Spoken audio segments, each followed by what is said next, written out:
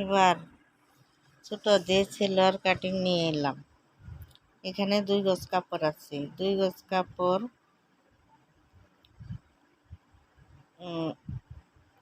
2 গজ কাপড় 4টি ভাঁজ করে সোজা করে মেলে নিলাম।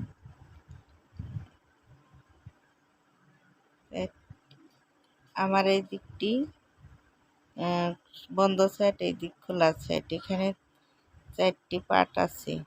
4টি পাট এভাবে সমান করে সুন্দর করে মেলে নিলাম। এবার লম্বা মেপে নিলাম। উপরে ফিতাঘর হচ্ছে 2 ইঞ্চি। 2 ইঞ্চিতে মার্ক করে সোজা করে দাগ কেটে নিলাম। এবার লম্বা মাপ নিলাম। লম্বা হচ্ছে 33, ফিতাঘর বাদ দিয়ে আরো 1 ইঞ্চি বাদ দিয়ে 34-এ চিহ্ন করলাম। মুহুরি হচ্ছে 12 ইঞ্চি। বাসের উপরে 6 ইঞ্চি নিয়ে দাগ কাটলাম। নিচে সেলানোর জন্য 2 ইঞ্চি, মোড়ানোর জন্য 2 ইঞ্চি বেশি নিলাম।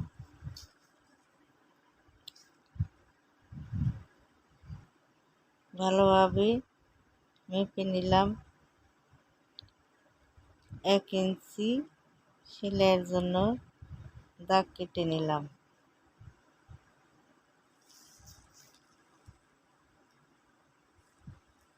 এবার হচ্ছে হিপ। হিপ হচ্ছে 10 ইঞ্চিতে দাগ কেটে নিলাম। এবার 2 ইঞ্চি নিলাম হিপের নিচে 2 ইঞ্চি এসে একটু রাউন্ড করে দাগ কেটে নিলাম। একটু রাউন্ড করে আবার নিচের দিকে রাউন্ড করে নিলাম। ভালো করে খেয়াল করে দেখবেন।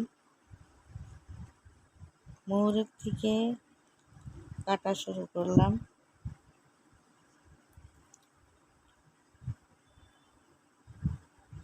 হিপ পর্যন্ত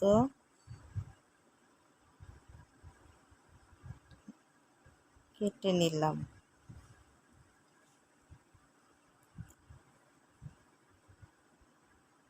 এবার উপর থেকে হিপ পর্যন্ত সোজা এসে একটু রাউন্ড করে নিলাম।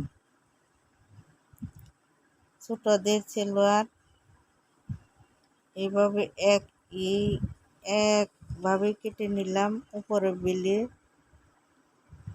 কাপড় কাটলাম না, এইভাবেই নিয়ে নিলাম।